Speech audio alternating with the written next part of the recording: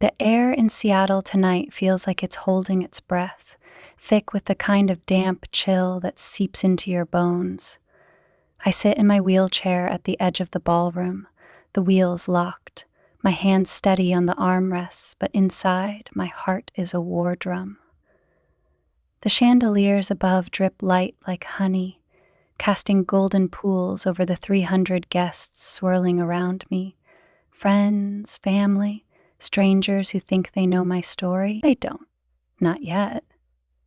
My emerald gown clings to me, elegant but practical, hiding the scars on my legs from the accident that stole my ability to walk 2 years ago. My sapphire bracelet, a relic from a childhood I barely recognize, catches the light as I adjust it. It's the only thing tying me to the girl I used to be, before the crash, before Michael, before Vanessa. Tonight is our 10th wedding anniversary, a milestone most couples don't survive, let alone ones like us, battered by life's sharp edges. I planned this gala to celebrate not just our marriage, but our survival, through my recovery, through the nights I thought I'd never wake up, through the promises Michael made when he thought I was still whole. But he hasn't looked me in the eye in weeks. Not at breakfast, not when I struggled to dress myself, not even now as I sit here, surrounded by the glittering facade of our life. He's across the room, his suit sharp, his smile sharper, laughing with someone I can't see. My fingers tighten around the armrests. I know it's coming. I've known for months. And tonight, I'm not here to break. I'm here to burn their lies to the ground. The ballroom is a masterpiece of Seattle wealth. Floor-to-ceiling windows framing the Puget Sound, white orchids spilling from crystal vases, a string quartet weaving Vivaldi into the air. My parents are here, my father's glass raised in a toast he hasn't earned, my mother's smile tight as she waves from a table near the stage. I planned every detail of this night, the catering, the music, the gold-embossed invitations, every penny from my own account, not Michael's, not my sister Vanessa's. This is my stage, my story, and they're about to rewrite it without me. I can feel it in the way the air shifts, the way the guests' whispers grow sharper when I roll past. Some avoid my eyes, others stare too long, like I'm a museum exhibit labeled tragedy. I keep my chin up, my smile firm. I don't need their pity. I need their attention. The first crack came months ago in the quiet of our Queen Anne home. I found 2 pregnancy tests in the guest bathroom tucked under a tissue box like a dirty secret. Positive. Next to them, a silk scarf, heavy with Vanessa's signature lavender perfume. My heart didn't race. It froze. I asked Michael about it that night, my voice steady despite the tremor in my hands. He didn't flinch, just grabbed a beer from the fridge and said, "Oh, that? Cousin Rachel stayed over last weekend, thought she might be pregnant, false alarm." His smile was too easy, his lie too smooth. Rachel hasn't visited in years. I didn't push, didn't scream, I just started watching, a wine glass in the sink when I hadn't had a drink in months. Blonde hairs on my pillow, longer than mine, makeup wipes vanishing from my vanity. I bought a journal, small and leather-bound, and began writing, dates, times, details I might forget. Each entry was a brick in the wall I was building, a wall to protect what little I had left. The second crack was worse. During rehab, Michael brought me peonies, my favorite, and a manila folder. "Trust updates," he said, his kiss barely grazing my cheek. "Just sign. It's to protect you." My hands trembled from nerve pain, my vision blurred from medication, but I trusted him. I signed. Weeks later, I learned he'd tried to shift control of Pacific Ventures, our family's company, to himself. My grandfather's ironclad trust clauses stopped him, but the betrayal cut deeper than the accident ever did. I stopped crying that day. Instead, I called Lauren, my college roommate turned cybersecurity expert. She dug into my email backups and found a cancellation for a critical neurologist appointment, sent from my account but not my device. The IP traced to a hotel near Michael's office.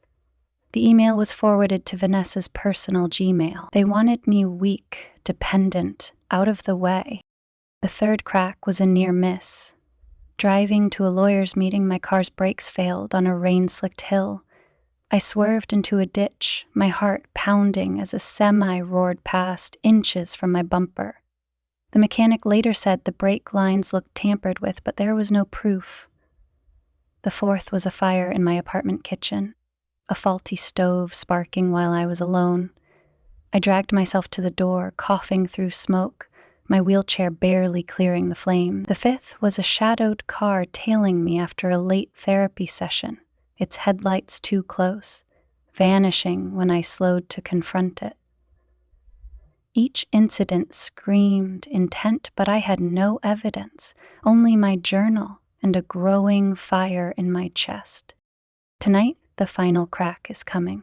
I can feel it in the way Michael avoids me, in the way Vanessa strides into the ballroom, her cream chiffon dress clinging to her like a second skin, her hand resting on her stomach. She's glowing, not just with pregnancy, but with victory. Michael is at her side, his hand on her back, escorting her like she's the bride I was 10 years ago. The guests turn, their whispers a cold wind against my neck. My Aunt Margaret leans toward my mother, her eyebrows raised. My cousin Ethan shakes his head, his phone lowered as if he knows this isn't a moment to capture.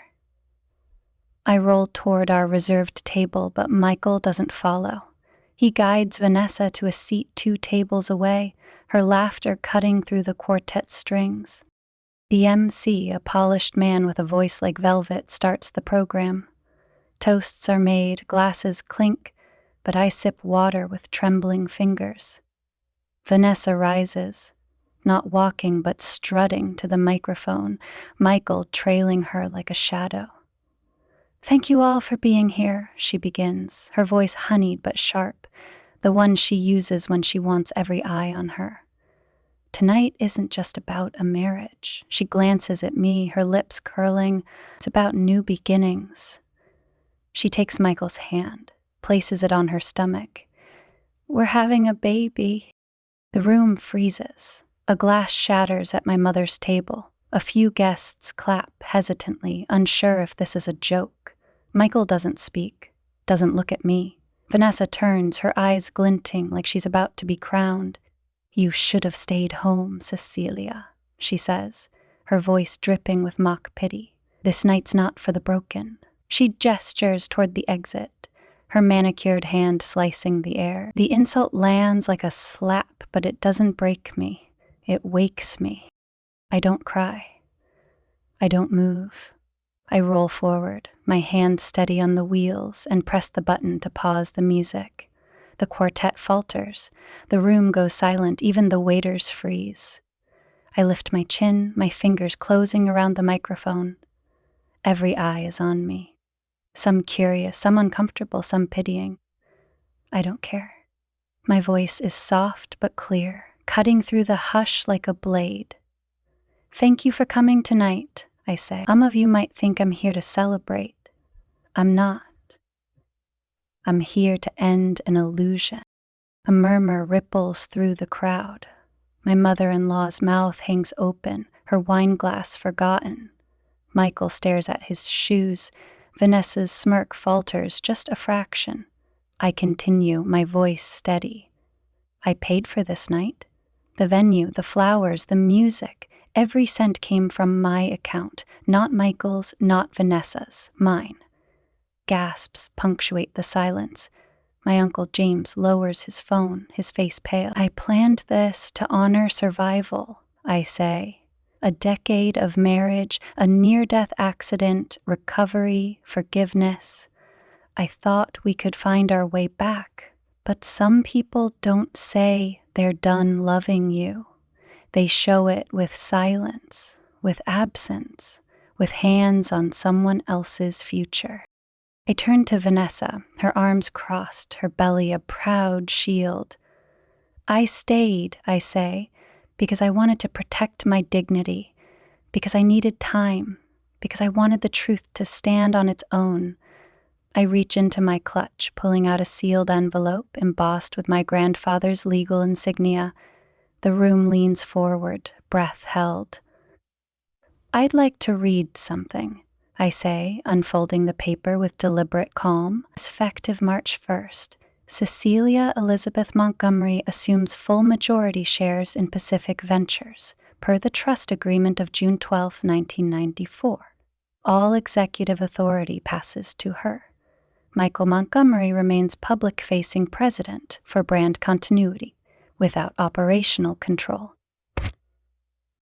The room erupts. A board member stands, hands on his head, and strides toward the exit. Vanessa's face pales, her smirk gone. Michael's hands tremble, his voice breaking. "You weren't supposed to use that," Vanessa hisses. "You said she destroyed it." I smile, my voice razor sharp. "You said I'd never walk again." People say a lot of things.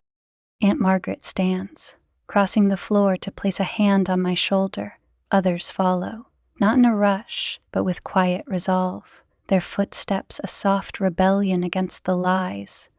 Vanessa tries to laugh, a brittle sound that falls flat. "She's making me the villain," she snaps. I don't flinch. I don't need to try. I turn back to the crowd. Truth has a way of cooling the air. Dinner's served. Eat while it's warm. Things taste different when you're honest about what's on your plate. I switch off the microphone. There's no applause, just a heavy pause, the room exhaling. Some guests clap softly, others nod. I let it happen, my hands resting on my wheels, my heart calm despite the storm I've unleashed. As the guests return to their seats, I stay still, breathing. My mind drifts to the night it all began to unravel. It was a rainy Tuesday, the kind where Seattle feels like it's drowning. I'd come home from my first outpatient therapy session, proud I'd crossed the parking lot without a cane.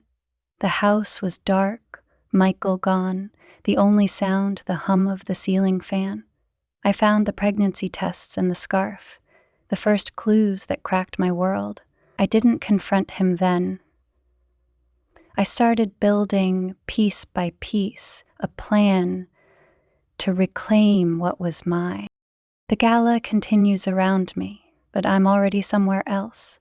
The invitation Vanessa and Michael sent, announcing their new chapter on our anniversary, sits in my clutch, its gold-embossed words a taunt. Join us to celebrate new life, new love, and the end of the old. They thought I'd stay silent, stay broken. They didn't know I'd been practicing, not just my words, but my strength.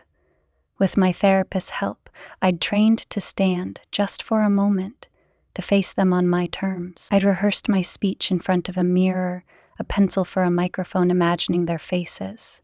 And I'd called Lauren, who found the email that canceled my medical appointment, traced to Vanessa's scheming hand. The dangers I faced, the jammed wheelchair, the trapped elevator, the failing brakes, the kitchen fire, the shadowed car, weren't accidents. They were warnings. Someone wanted me out of the way. And I'm not naive enough to think it's over. As I roll toward the side exit, my heels clicking softly on the marble, I feel the weight of eyes on me. My parents sit frozen, my mother's wave a ghost of guilt, my father's gaze locked on his drink. They knew. They chose silence over me. I don't look back.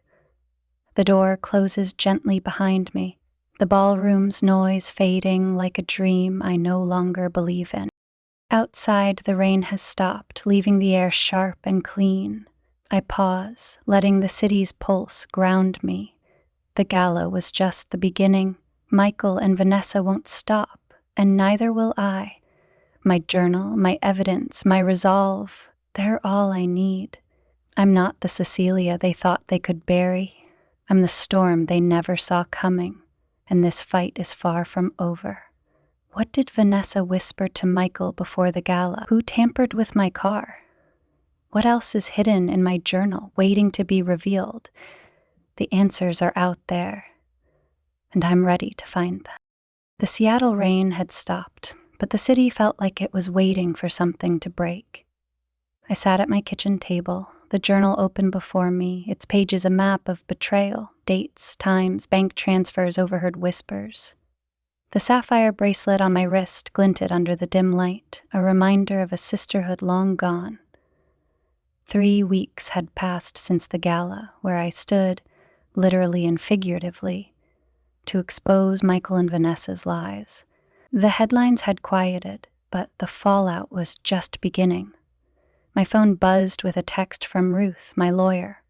Board meeting tomorrow. Michael's rallying allies. Be prepared. I set the phone down, my fingers steady but my mind racing. The gala was my opening move, but this was a chess game, and they were still on the board. I wheeled to the window, the city's skyline a jagged silhouette against the night. The dangers I'd faced, the jammed wheelchair, the trapped elevator, the trampered brakes, the kitchen fire, the shadowed car, weren't accidents. They were calculated, each one a warning to stay silent, to stay broken. But I wasn't that Cecilia anymore. I'd reclaimed my voice, my power, and Pacific Ventures' majority shares. And Michael and Vanessa thought they could outmaneuver me, but I was done playing their game. I flipped to a new page in my journal and wrote, "They think I'm finished. They're about to learn how wrong they are." The pen dug into the paper, a quiet promise to myself. The next morning, I dressed in a tailored charcoal suit, sharp but understated, my hair pinned back to show the steel in my eyes. The boardroom was in a glass tower downtown, its walls reflecting the Puget Sound's restless waves. As I rolled through the lobby, the security guard nodded, his eyes lingering with something like respect. Word of the gala had spread, a wildfire of whispers. The elevator to the 32nd floor felt like a cage, its hum amplifying the pulse in my ear. I gripped the armrests, not from fear but from focus. This wasn't just about me anymore. It was about Rise, the foundation I'd built for women like me. Betrayed, underestimated, but unbroken. The boardroom was a fortress of power, polished mahogany, leather chairs, and a view that screamed privilege. Michael sat at the far end, his suit immaculate, but his face sallow like he hadn't slept since I'd taken the stage. Vanessa wasn't there, likely pulling strings from a distance, her specialty. My father, Richard, sat near the head, his jaw tight, avoiding my gaze. My mother, Diana, was absent, her silence louder than any words. The board members, a mix of old money investors and tech tycoons, shifted in their seats as I entered, their discomfort palpable. "Miss Montgomery," Chairman Hargrove began, his voice clipped. "Your actions at the gala have destabilized Pacific Ventures. We're here to address the transition of control." He smiled faintly, my hands resting calmly on my wheels. Destabilized?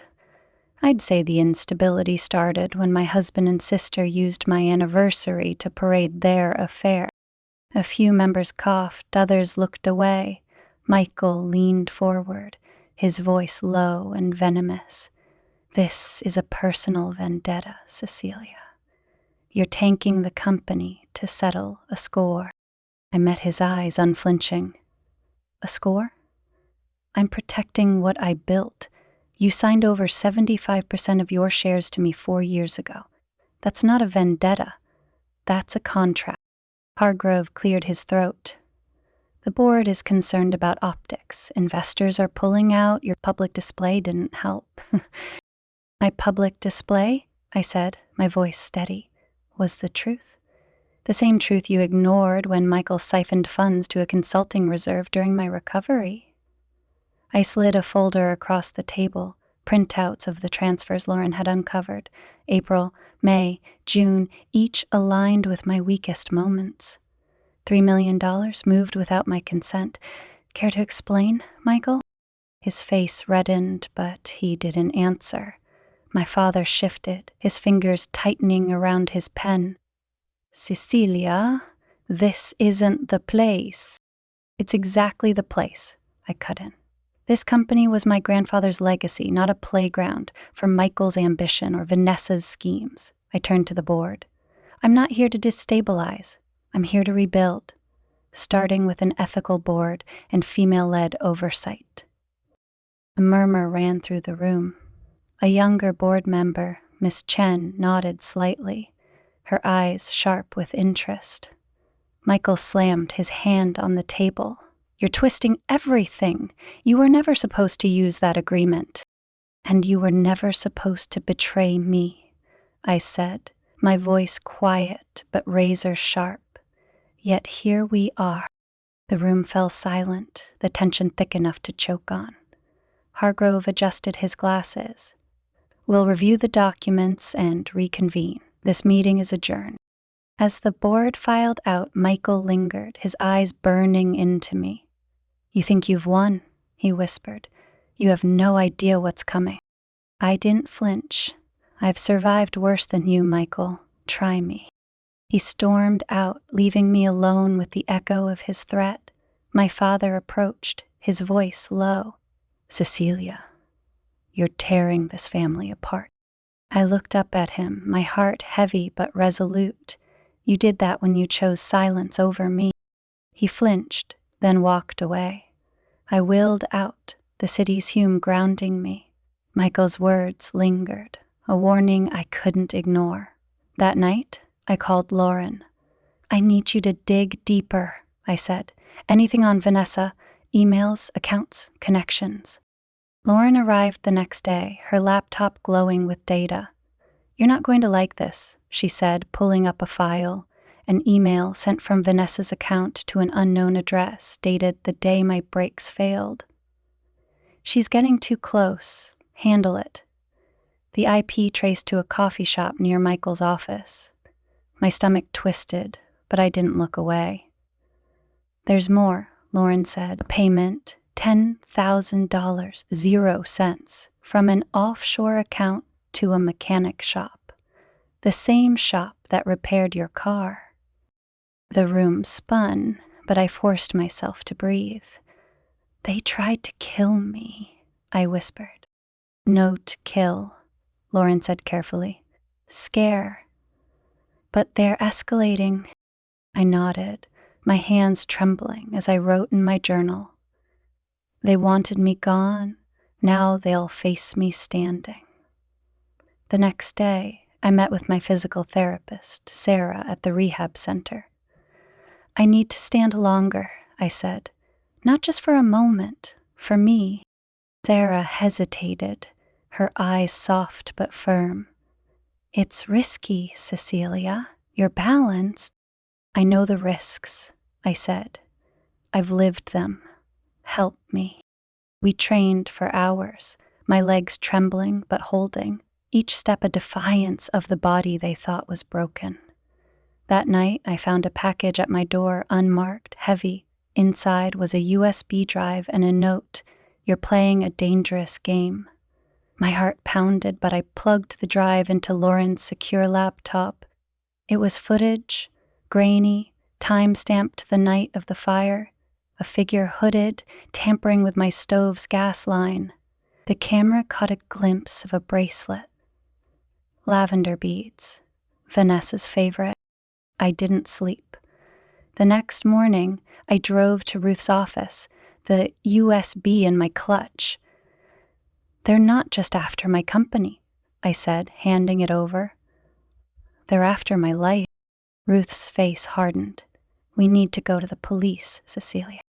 Not yet, I said. I need more. I need to end this on my terms.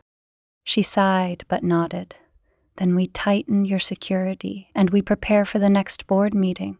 They're planning something. The weeks that followed were a blur of strategy and survival. I hired a private security team, discreet but vigilant. I met with Ms. Chen, the board member who'd nodded at me and outlined my vision for Pacific Ventures.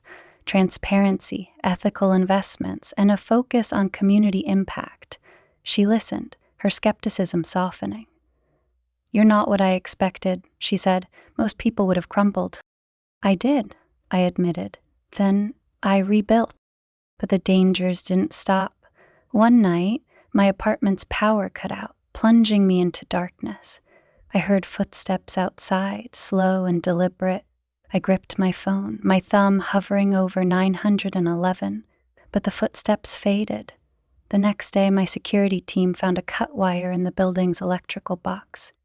Then, during a late-night drive home, a car swerved into my lane, forcing me off the road. I escaped with a dented fender, but my heart didn't stop racing for hours. At Rise's first event, a volunteer found a threatening note slipped into my bag. "Stop now, or you won't walk away." Each threat made me sharper, not weaker. I poured myself into Rise, meeting women whose stories mirrored mine. Betrayed by partners, dismissed by families, underestimated by the world. One woman, Lily, approached me after a support group, her voice barely above a whisper. "I stayed because I thought I deserved it," she said, her eyes wet. "Then I saw you stand at that gala. You made me believe I could too." Her words hit me like a lifeline. I hugged her, feeling the weight of her trust. "You're not broken," I whispered. "You're just beginning." The final board meeting loomed, a showdown I couldn't avoid. Michael and Vanessa had rallied shareholders, claiming I was unfit to lead.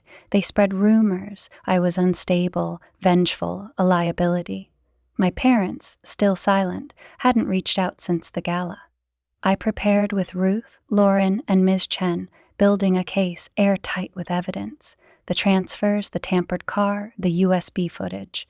But I needed more. A way to expose them publicly, undeniably. The night before the meeting, I found it.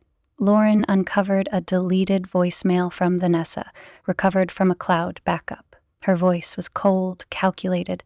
"Michael, she's digging too deep. If the board sees those transfers were done, make sure she doesn't show up." I listened to it 3 times, my hands steady, my resolve ironclad. The boardroom was packed, the air electric with tension. Michael stood at the head, his charm weaponized as he addressed the shareholders. "Cecilia's actions are driven by personal pain, not business sense," he said. "We need stability, not chaos." I rolled in, my suit black, my eyes unyielding. "Stability," I said, my voice cutting through his. "You mean the kind you built on stolen funds and lies?" I nodded to Lauren, who cued a projector. The voicemail played, Vanessa's voice echoing through the room. Gasps followed. Shareholders shifted, their faces hardening. Michael's charm crumbled, his hand shaking. "That's fabricated," he shouted. "Then explain this," I said, sliding the USB footage across the table. The hooded figure, the lavender beads, the tampered stove. The room erupted in whispers. Miss Chen stood. "I move to remove Michael Montgomery from all positions, effective immediately." The vote was swift, unanimous. Michael's face was a mask of defeat as security escorted him out. Vanessa wasn't there, but I knew she'd hear. I turned to the board. "Pacific Ventures will thrive under ethical leadership. I'm stepping down to focus on Rise, but I'm leaving you with a board committed to integrity." I wheeled out, the city's skyline brighter than I'd ever seen it. That night, I burned the sapphire bracelet in my fire pit, watching the flames consume the last tie to Vanessa. Rise grew, its offices filled with women rebuilding their lives. I sat by the lake one evening, the water calm, the ducks drifting lazily.